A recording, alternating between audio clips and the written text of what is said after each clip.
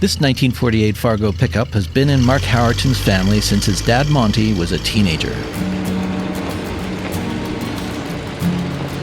My grandfather had been in town, and a welder apparently had this truck for sale. My grandfather asked my dad if he would drive a Dodge.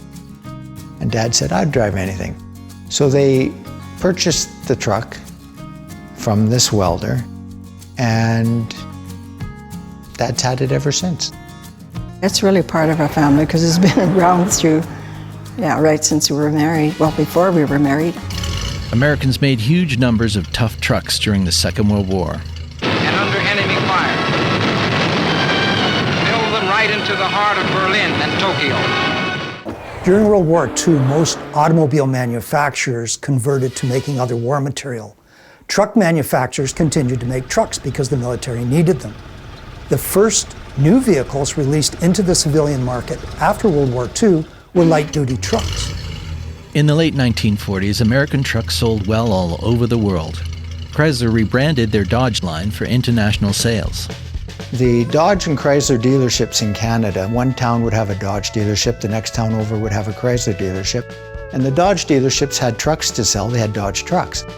But the Chrysler dealerships didn't have a truck to sell.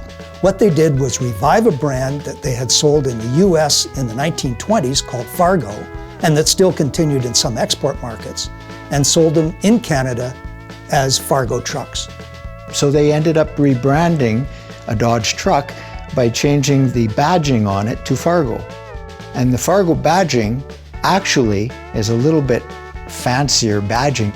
The straight horizontal stainless steel bars are what would come on Dodge or Fargo, but the Fargo has that extra centerpiece added. And the Fargo also has a globe instead of the ram's head that Dodge uses. Chrysler designers raised the truck cab to give the driver a better view of the road. The Pilot House cab was an initiative by Dodge to try to make it look more like the pilot house of a boat. They wanted to increase the comfort level, and they raised the height of the cab. Unfortunately, I think they also raised the seat, so when you're riding in the truck, you can still bang your head in there. So I'm not sure that that's really accomplished in this case. This Fargo truck served generations of Mark's family on the farm. All of my dad's brothers and sisters who were younger than him have ridden in the truck and they know the truck. Me and my three brothers all know the vehicle. We all have history with it. After decades of heavy use, the worn-out Fargo was parked in a shed in 1980. Then one day, Mark decided to bring it back to life. It came to light when we got closer to my parents' 50th wedding anniversary that this was the truck that they had dated in. So why not have it on the road for the 50th wedding anniversary so they could drive into the hall in this truck. He really wanted to get it done for our 50th anniversary. I thought it was just put some paint on it and it was good to go. But no, it was more than that. It had gone through 4 boys learning to drive with this truck. It had gone through oil field, it had gone through service station work, it had gone on the farm, and it ended up sitting, due to a mechanical issue, for the last 30 years in a back shed. So when we pulled it out, it was very, very rough. Mark rebuilt the old truck with his dad, Monty. It was important to get this truck done because my father was diagnosed with a form of dementia. And so his health has been degrading somewhat. We really wanted to do it because, well, Dad's got Parkinson's. And we wanted him to drive it. Growing up, my dad and I worked on the truck. When I would get into something that I would have difficulty, I knew he would have the answer. Their grandpa was a mechanic and their dad's a mechanic. On the farm, something's always breaking down, so you gotta learn to be mechanical if you're not. My dad did know his stuff very well and was a constant support in that end of things. So I guess it resulted in less fear in me. I just jump in and do it. The Canadian truck market is only about 10% of the American truck market. Chrysler's share of the truck market was pretty small, so there were only a couple of thousand at most Fargo trucks built every year. Once they were used up and thrown away, nobody kept the trim pieces. They were probably done away with long before the truck was done. So today, those trim pieces are very hard to find. So something like this fairly delicate badging or hubcaps tend to be the first thing to get damaged and lost. Once we got into it and started doing things, it snowballed. Every nut and bolt, every mechanical part on this truck has been rebuilt. The interior is new, gauges were refurbished, everything from front to back has been refinished on this truck. It ended up being a complete frame-off restoration. Monty enjoyed hearing the old engine run once again. Getting it running and listening to it.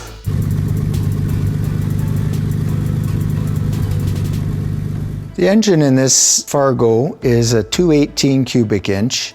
We have rebuilt everything in the engine compartment. The rad's been refurbished. It's a new carburetor.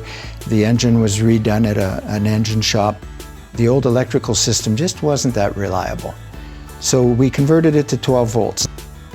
The goal was to put my parents in it and to have it safe.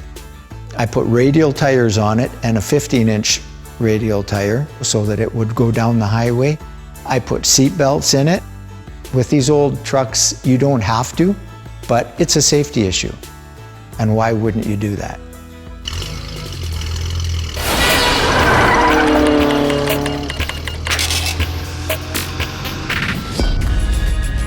When we come back, Mark still hopes to give Monty one more drive. I didn't think I'd be that emotional about it, really, but there was lots of reasons to be.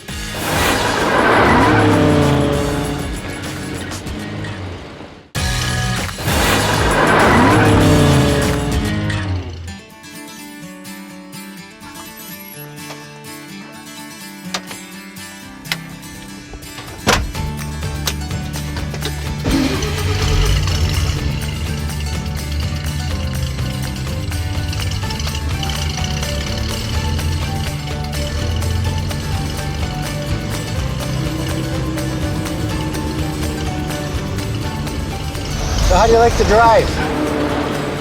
Like that? Yeah. That driving good. It got used for everything that a farm does. Hauling bales, hauling grain, hauling coal, hauling cattle. Wood, Yeah, all in cattle. cows. I've had that truck stuck in sloughs and yanked it out with tractors, and we've had other vehicles stuck in sloughs and yanked them out with that truck.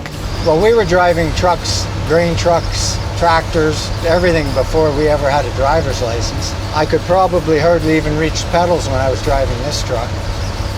It was made to work. The work it did. The Fargo worked hard, but occasionally it ran for pleasure. So remember the first time you picked me up in this truck? Do you remember?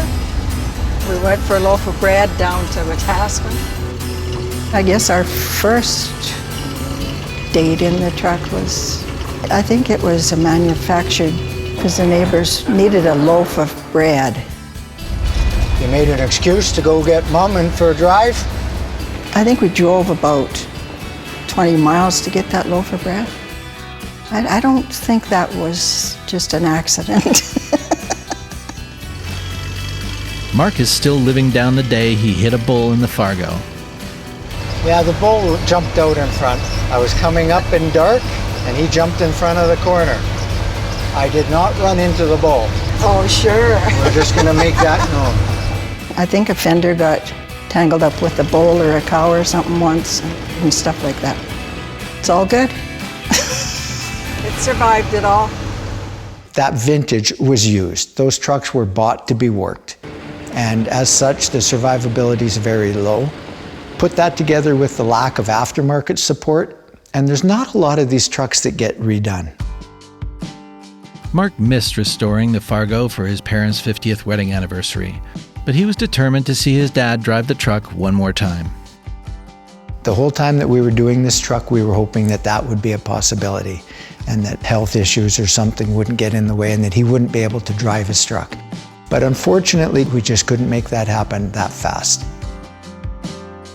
Mark kept working on the truck, and eventually it was ready to roll once again. Yeah, it didn't get done for the 50th anniversary, but it got done for the 55th.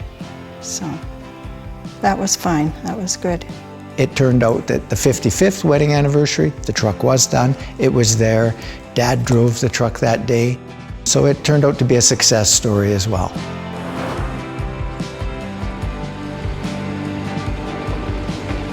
He was apprehensive to drive it because it's like, you know, a China doll almost. You're afraid to touch it. But I kind of nudged him to drive it. My brother got in there with him and they took it for a run around. It was really special for Mark, special for all of us. It was pretty heartwarming. I'd spent 4 years working on this truck. I put my own projects on hold to do this truck. When Dad actually drove it, it was very special. It was quite an experience. I didn't think I'd be that emotional about it really, but there was lots of reasons to be.